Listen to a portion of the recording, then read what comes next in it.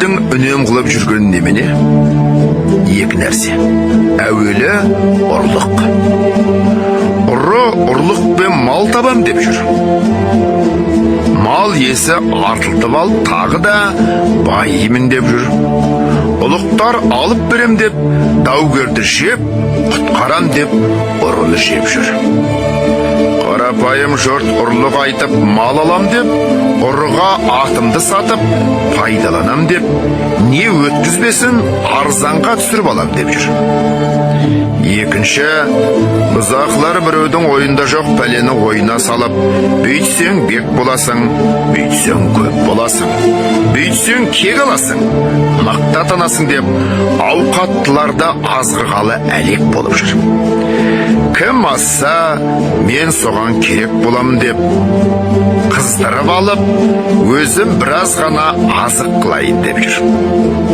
Ұлықтар пәлі, бұл табылған ақыл екен. Мен сені бүйтіп сүйеймін деп, ананы жеп, сені бүйтіп сүйеймін деп, ананы жеп жүр. Қара халық менің сонша үйім бар, сонша ауыл таяғыңды соғайын, дауыңды айтайын деп, қай көп бергенге партиялас боламын деп, Құдайға жазып, жатпай тұрмай салып жүріп басын, ауылын, қатын баласын сатып жүр.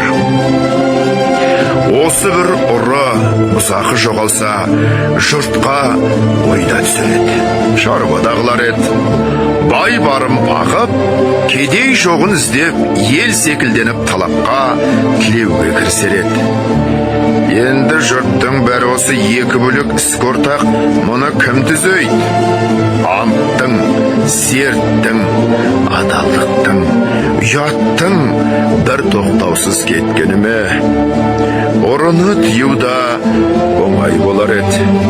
Бірақ осы бұзақының тіліне еретұғын, азатұғын байларды кім тияды?